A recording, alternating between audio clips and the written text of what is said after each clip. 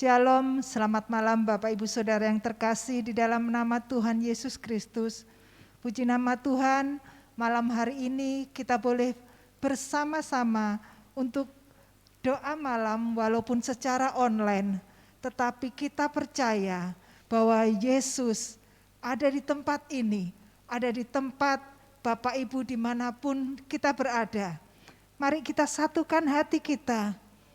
Kita mau menyembah Allah kita, Allah yang mulia, Raja di atas segala raja. Hanya Dia Allah yang patut kita sembah.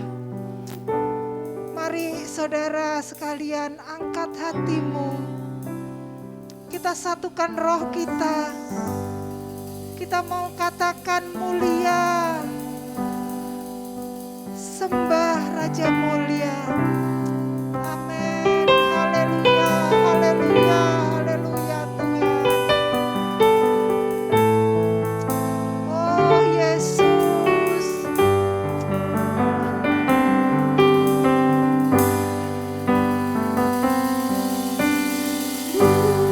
Mulia,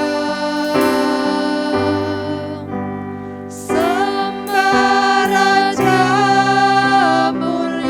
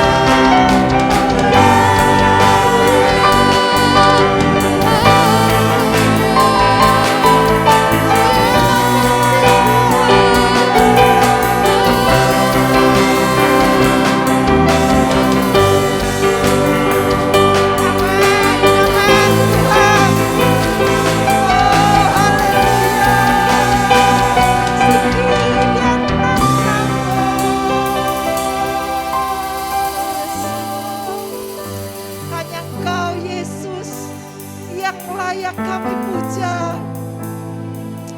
Oh haleluya, haleluya, haleluya. Kami mau menyembah-Mu Yesus Tuhan, sebagai Raja kami, sebagai Tuhan kami. Bapak Ibu Saudara sekalian dimanapun kau berada, mari kita sembah Raja kita, Yesus Tuhan. Amin. Amin. Tuhan, Kau Allah yang layak kami puja.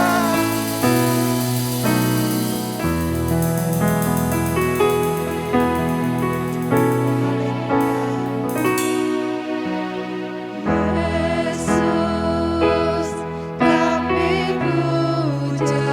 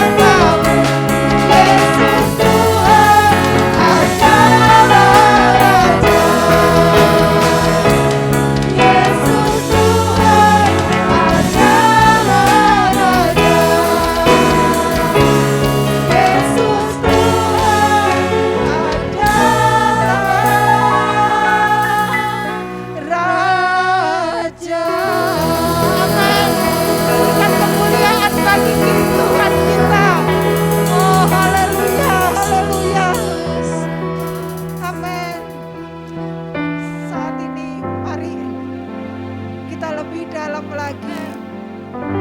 Kita mau persiapkan hati kita untuk mendengar kebenaran firman Tuhan. Karena firman Tuhan adalah kekuatan di dalam kehidupan kita, sehingga kita mampu melewati pergumulan berat kehidupan ini.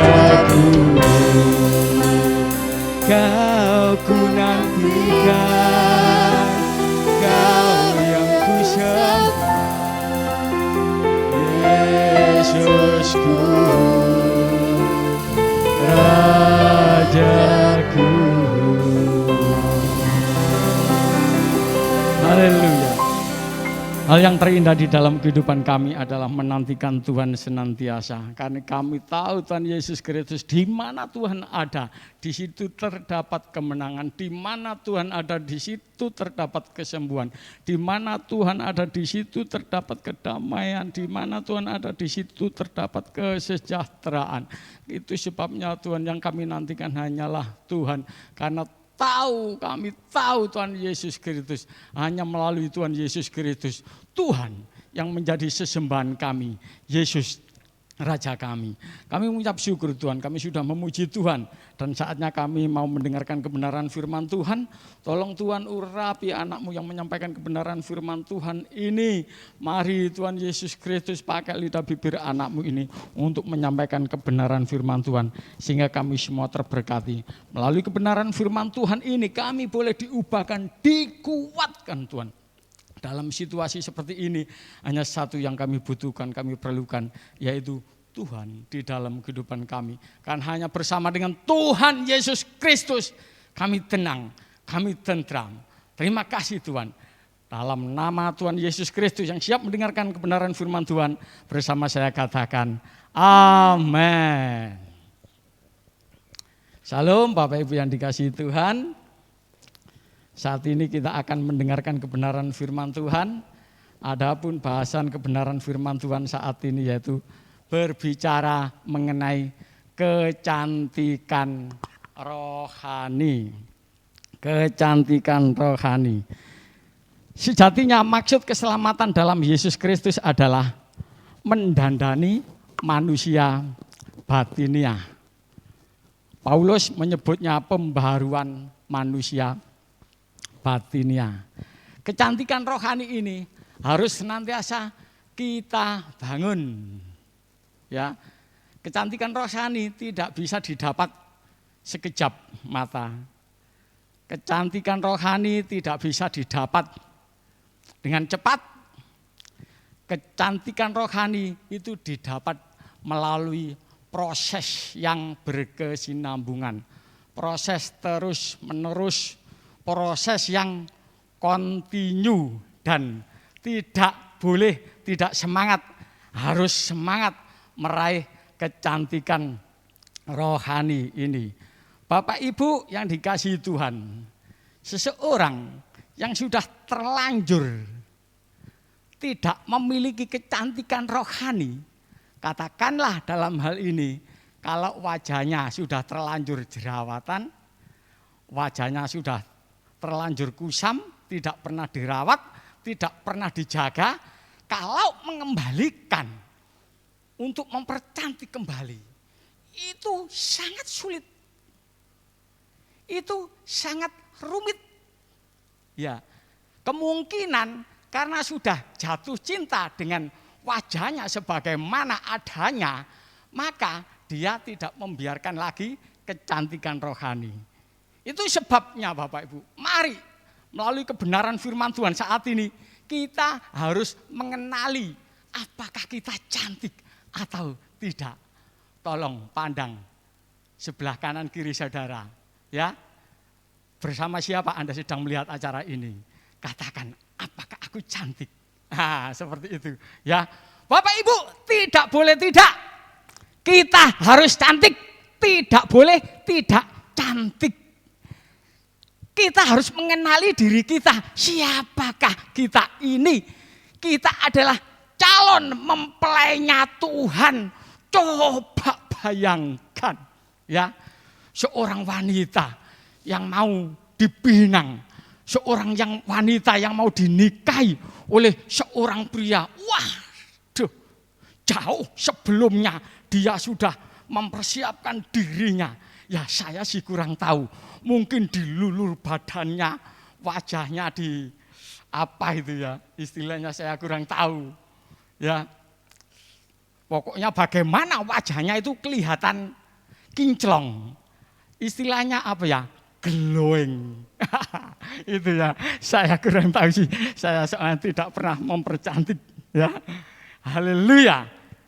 Kita bayangkan, ya betapa bahagianya wanita tersebut. Sehingga harus mempersiapkan dirinya secantik mungkin untuk mempersembahkan kecantikannya kepada calon mempelainya. Ya, mari kita buka dalam 2 Korintus 11, 2 sampai 4. Bapak Ibu tolong dibuka Alkitabnya ya.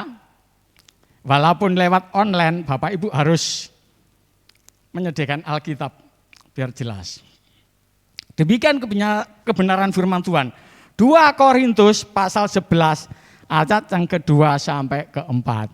Sebab aku cemburu kepada kamu dengan cemburu ilahi, karena aku telah mempertunangkan kamu kepada satu laki-laki untuk membawa kamu sebagai perawan suci kepada Kristus.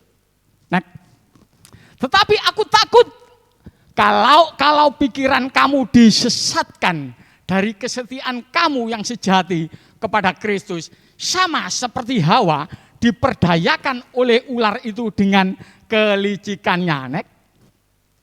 Sebab kamu sabar saja, jika ada seorang datang memberitakan Yesus yang lain, kamu sabar daripada yang telah kami beritakan, atau memberitakan kepada kamu roh yang lain, kamu sabar daripada yang telah kamu terima, atau Injil yang lain kamu juga sabar daripada yang telah kamu terima. Nah, ini adalah kebenaran firman Tuhan.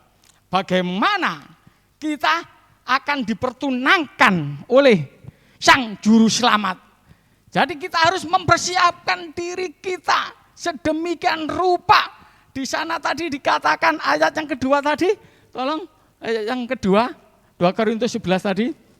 Sebab aku cemburu kepada kamu dengan cemburu ilahi, karena aku telah mempertunangkan kamu kepada satu laki-laki untuk membawa kamu sebagai perawan suci kepada Kristus.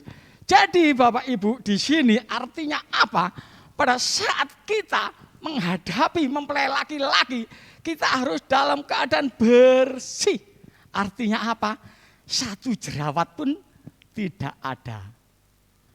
Jadi bersih, benar-benar bersih.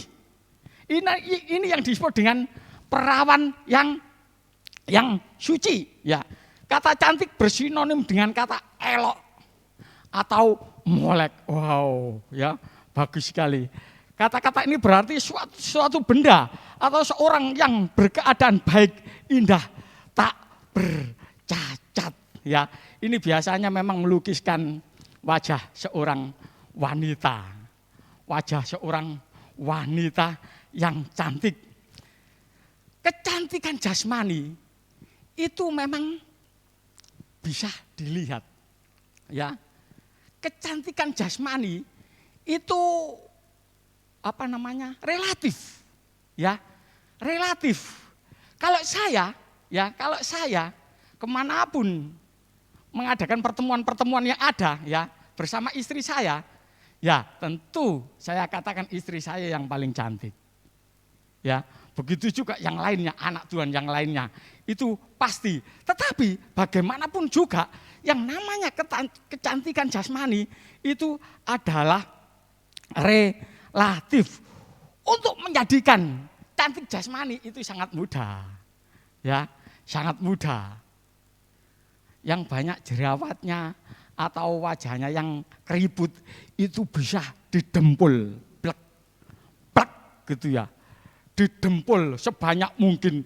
Bapak Ibu terus terang ya, saya pernah lihat YouTube itu sangat terkejut. Nenek-nenek yang keriput itu, wah saya itu enggak tahu dempulnya seberapa, leb, itu bisa berubah menjadi muda lagi.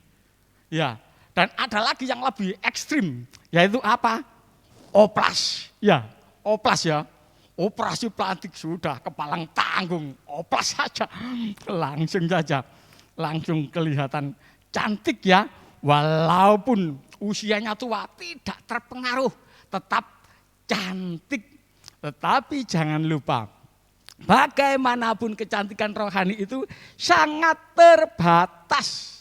Kecantikan jasmani itu sangat terbatas. Maaf ya. Tetapi kecantikan rohani itu enggak sulit. Sangat sulit. Sangat amat sulit sekali. Jadi sangat sulit sekali.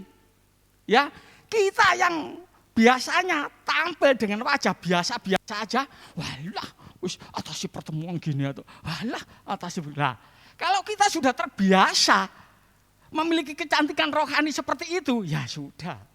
Ya, kita tidak akan memiliki satu kecantikan rohani. Berdoa dulu. Walah, Tuhan kan tahu. Kalau ini waktunya sudah mepet, enggak usah berdoa. Sebelum makan berdoa. Alah, Tuhan lo tahu. Kok makanan ini lo yang memberi Tuhan. Ngapain enggak berdoa, kan juga Tuhan tahu. Sudah dalam hati saja. Kadang-kadang seperti itu. Ini sudah terbiasa, ya, sudah menjadi kebiasaan. Jadinya kita kurang hormat kepada Tuhan, bagaimanapun kita tidak akan bisa cantik. Ya, jangan pernah lupa, kecantikan rohani itu harus kita raih dengan nekat, dengan ekstrim. Ya, dengan ekstrim. Ya, begitu straight. Lihat HP, ada satu gambar yang tidak benar. Wah, dihentikan dulu, dilihat dulu. Dilihat dulu. Ya. Nanti kalau hatinya sudah kecanduan, bisa terus itu. Begitu. Jadi kecantikan rohani ini berbicara mengenai bagaimana kita memiliki pikiran, bagaimana kita memiliki perasaan, bagaimana hati kita itu cantik. Hati yang cantik adalah hati yang peka, sangat peka sekali menuduh, yang kamu lakukan itu adalah perbuatan setan. Langsung cepat berkata, setan, saya tidak mau dengan kamu. Yang kamu lakukan itu tidak benar. Oh, setan. Seperti itu. Ya, harus langsung seperti itu. Langsung kita cut kering. Lihat, oh setan. Langsung taruh. Ya, jangan tanya, dari mana ini? Dari siapa ya? Waduh, sudah. Cepat kejebak. Langsung, oh setan.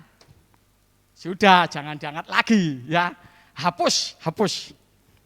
Nah, hapus. Seperti itu. Jadi harus dilakukan dengan ekstrim sekali. Kecantikan rohani tidak bisa dibuat satu akal-akalan atau diakali. Itu tidak bisa. Kecantikan rohani memang tidak bisa kita lihat.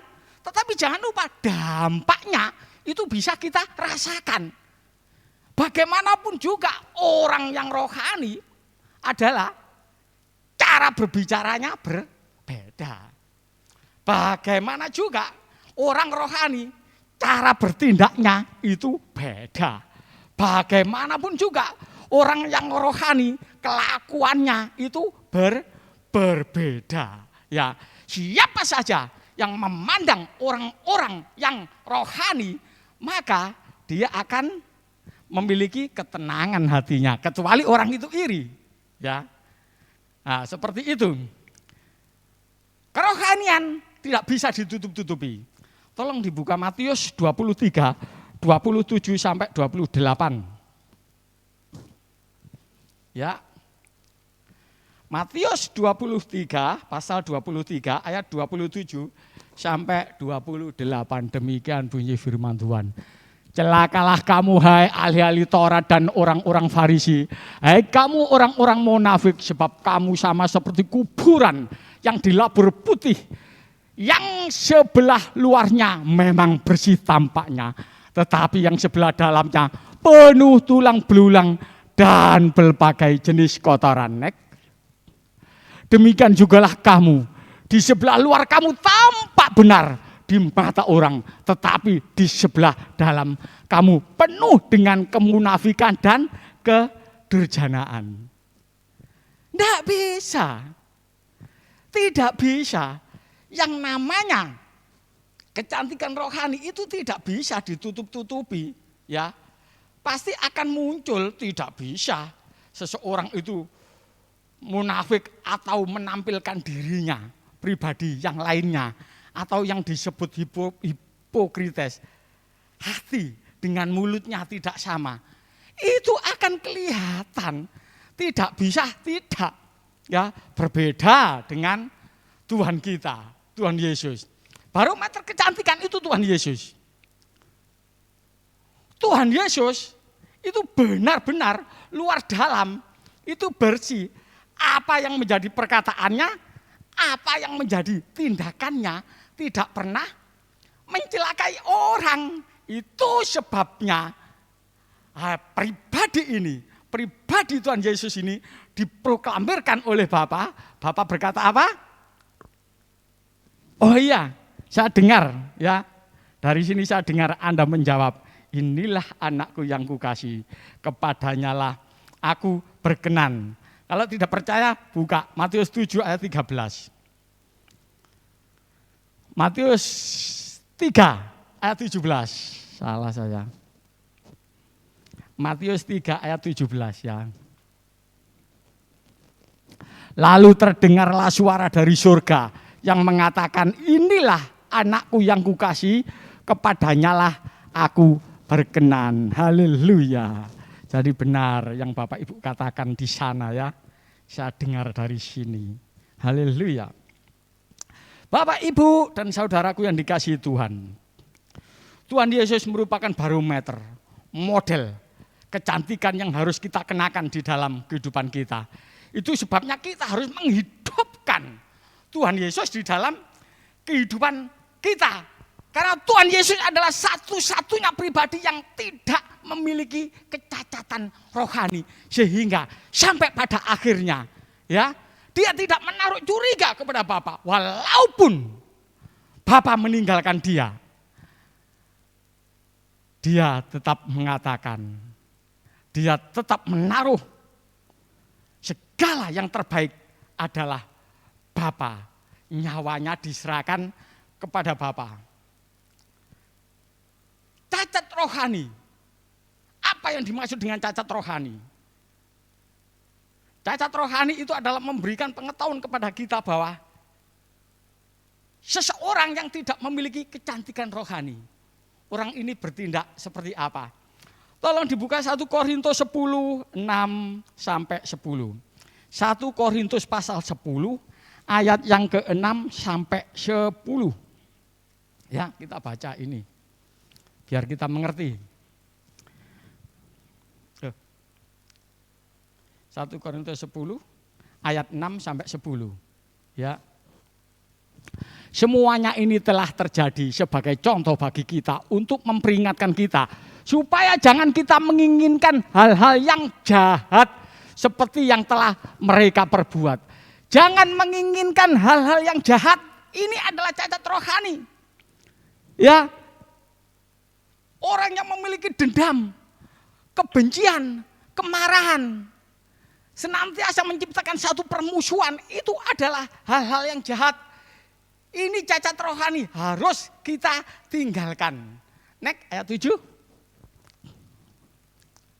Dan supaya jangan kita menjadi penyembah-penyembah berhala, sama seperti beberapa orang dari mereka seperti ada tertulis, maka duduklah bangsa itu untuk makan dan minum, kemudian bangunlah mereka dan bersukacita.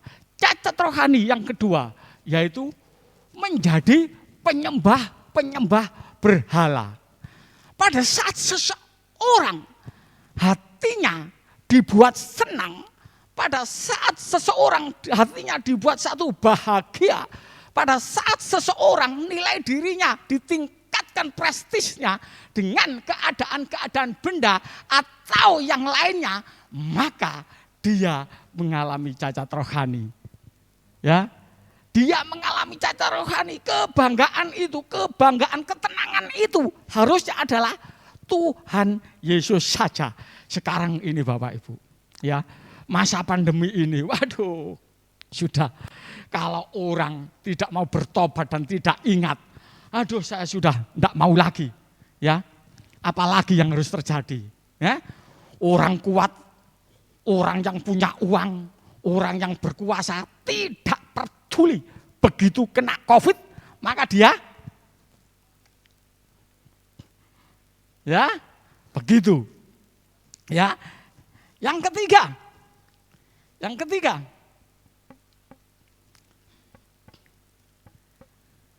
janganlah kita melakukan percabulan percabulan seperti yang dilakukan oleh beberapa orang dari mereka, sehingga pada satu hari telah tewas 23.000 orang. Cacat rohani adalah seseorang yang melakukan percabulan, yaitu penyelewengan dalam rumah tangga dan pelecehan seksual. Bapak Ibu, percabulan ini tidak mengenal yang namanya strata. Ya. Apakah orang rohani? Apakah orang pelayan Tuhan? Apakah seorang hamba Tuhan? Dia memiliki satu kekuatan untuk menghadapi satu percabulan? Tidak ada yang sanggup. Ya. Bagaimana caranya? Caranya adalah harus seperti siapa? Yang lari pada waktu dihadapkan pada sesuatu yang wow, lari dia. Walaupun dicakar ya, bajunya sampai dia tetap lari. Nah, itu yang benar. Pada saat percabulan merasuki pikiran, perasaan hati kita harus lari. Ya, kalau itu terdapat dalam HP itu harus kita buang. Dibuang, dilempar gitu. Ya tentunya ya nggak se-ekstrim itu. Ya maksudnya hancurkan yang ada dalam pikiran, perasaan hati kita harus hancurkan. Ya, yang keempat, dan janganlah kita mencobai Tuhan seperti yang dilakukan oleh beberapa orang dari mereka, sehingga mereka mati di pagut ular. Dan janganlah kita mencobai Tuhan. Ya, apa yang dimaksud dengan mencobai Tuhan? Mencobai Tuhan itu artinya tidak mempercayai kasih Tuhan. Tidak mempercayai pemeliharaan Tuhan. Ya, tidak mempercayai kehadiran Tuhan. Seberapa banyak di antara kita ya, kalau kita sedang kepepet masalah atau persoalan, maka persoalan itu menjadi lebih besar daripada Tuhan. Ya, harusnya Tuhan yang menjadi besar, lebih besar. Tetapi persoalan itu ternyata lebih besar sehingga menjadi monster di dalam hidup kita. Melalui kebenaran ini, mari tidak ada satu persoalan yang tidak bisa ditanggulangi oleh anak-anak Tuhan. Karena hal yang terbesar, persoalan yang terhebat sudah ditanggung oleh Tuhan Yesus Kristus. Yang kelima, yaitu dan janganlah bersungut-sungut seperti yang dilakukan oleh beberapa orang dari mereka, sehingga mereka dibinasakan oleh malaikat maut. Bersungut-sungut adalah cacat rohani. Orang yang bersungut-sungut itu bagaimana? Orang yang tidak mengucap syukur dalam hidupnya. Orang yang senantiasa menggerutu, ya. Saat ini makan nasi pecel, gremeng, ya. Kok enggak ada dagingnya? Sudah ada dagingnya, gremeng. Kok enggak pernah makan pizza? Sudah ada pizzanya, gremeng lagi. Ya sudah, itulah ya orang yang bersungut-sungut. Bapak, Ibu, dan saudaraku yang dikasihi Tuhan. Model manusia yang cantik rohani, yang berkenan kepada Allah adalah Tuhan Yesus saja. Orang percaya yang berkeadaan cantik rohani, tak bercacat seperti Tuhan Yesus, itu adalah orang yang melakukan kehendak Allah. Orang yang di dalam hidupnya penuh dengan spirit Tuhan. Orang yang di dalam hidupnya penuh dengan kehendak Tuhan, karena apa? Tuhan melalui hidupnya juga sudah berkarya. Jadi orang yang terbiasa melakukan kehendak Tuhan, maka Tuhan akan melakukan kehendaknya lebih hebat lagi. Tolong ditampilkan Roma 8 ayat 29. Roma 8 ayat 29, biar kita lebih jelas lagi. Ya, demikian firman Tuhan. Sebab semua orang yang dipilihnya dari semula, mereka juga ditentukannya dari semula untuk menjadi serupa dengan gambar anaknya, supaya ia, anaknya itu, menjadi yang sulung di antara banyak saudara. Lah, sebab semua orang yang dipilihnya dari semula, mereka juga ditentukannya. Ditentukan untuk apa? Untuk menjadi serupa dengan Tuhan Yesus Kristus.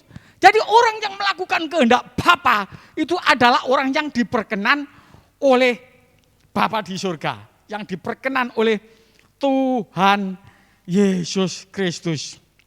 Allah menghendaki agar orang percaya berkenan di hadapan Allah dengan cara berkeadaan manusia batiniah yang cantik, yang baik, yang elok. 1 Petrus 3 ayat yang keempat. 1 Petrus 3 ayat yang keempat. Demikian bunyi firman Tuhan.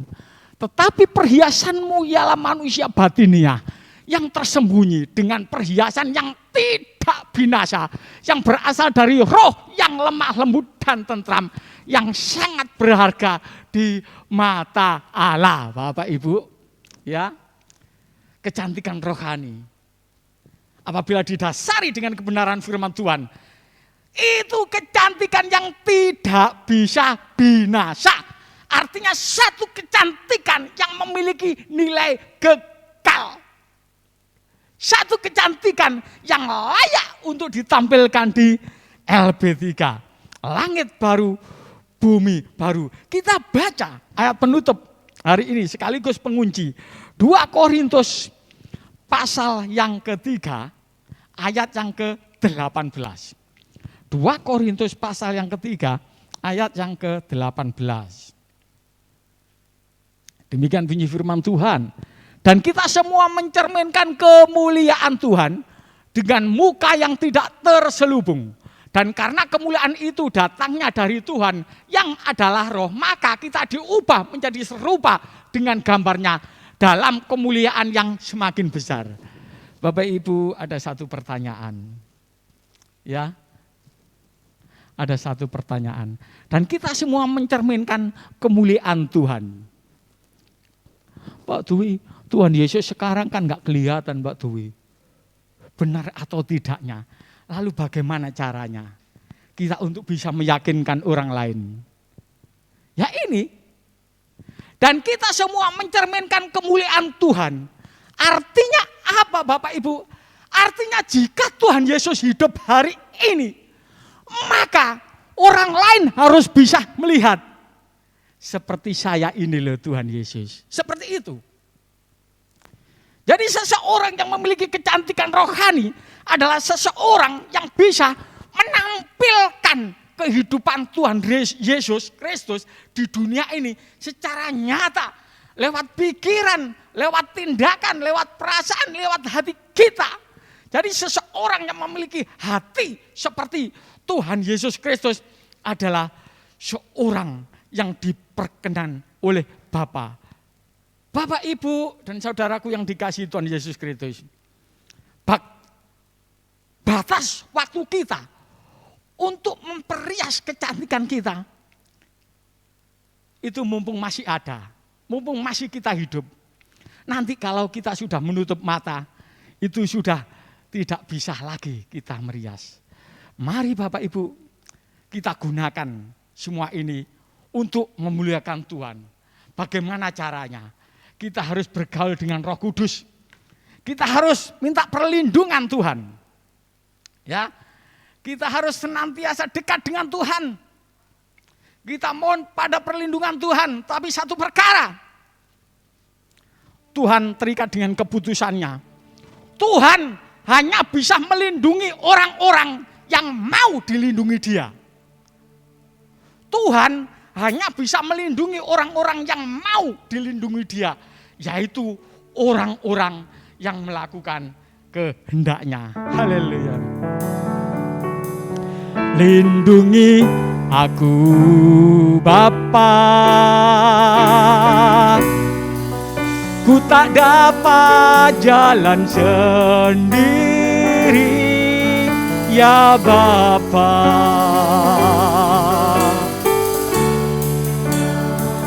Kau perlindunganku, perlindunganku.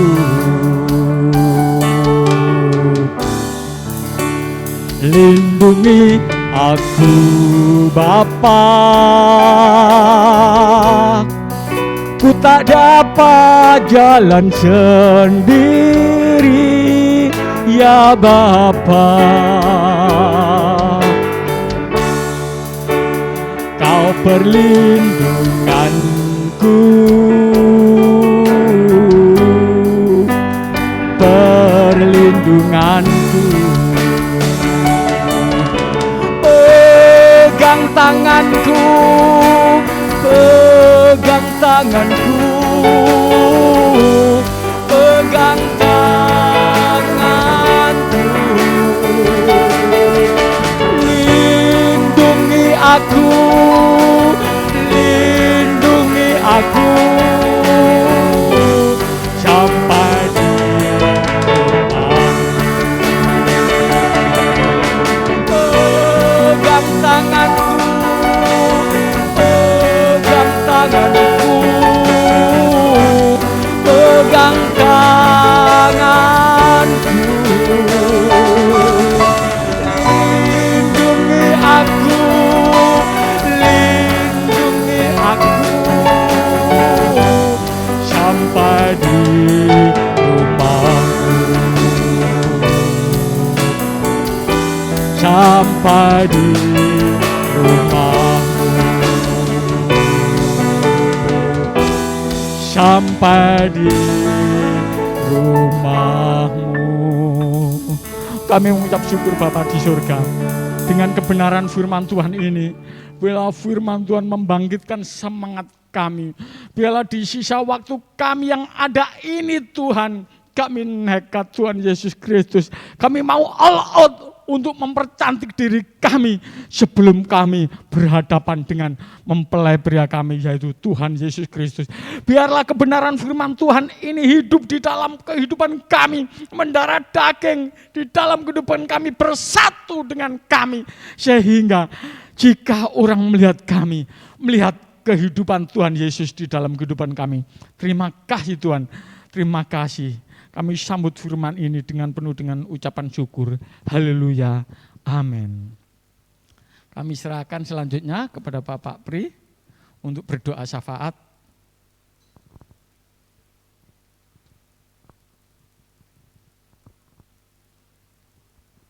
Terima kasih. Mari rekan-rekan kita berdoa syafaat pada malam ini ya Tuhan. Terima kasih, kembali kami syukur kepadamu ya Yesus. Engkau sungguh baik, Engkau masih memberi kami kesempatan sampai pada malam ini ya Tuhan. Oh, biarpun doa malam ini kami lakukan dengan online Tuhan, kami percaya Tuhan, Engkau pasti menyertai kami, Engkau selalu membimbing kami ya Tuhan. Oh Tuhan, kami berdoa untuk bangsa dan negara kami ya Tuhan. Engkau tahu ya Yesus, berkati Tuhan. Oh, apapun yang menimpa pada bangsa dan negara ini ya Tuhan, kami terlalu percaya Yesus, Engkau pasti pulihkan. Engkau pasti tolong ya Tuhan, para pemimpin ya Tuhan, mulai dari Bapak Presiden, Wakil Presiden, dan para menteri, serta sampai RT, RW, Lurah ya Tuhan, kami serahkan dalam tangan-Mu ya Yesus. Pertolongan-Mu sempurna dalam kehidupan kami, kehidupan bangsa dan negara kami ya Tuhan. Tuhan, kami teringat akan rekan-rekan kami, saudara-saudara kami ya Yesus. Oh Tuhan, kami percaya yang sakit Engkau sembuhkan ya Tuhan. Yang susah Engkau beri kemampuan Yesus. Oh Tuhan, beri kesabaran ya Yesus. Tidak ada yang mustahil bagi Engkau ya Tuhan. Engkau pasti tolong Yesus, apapun segala penyakit yang menimpa pada rekan, saudara, kerabat ya Tuhan. Engkau pasti jamah Tuhan. Terima kasih Yesus, terima kasih.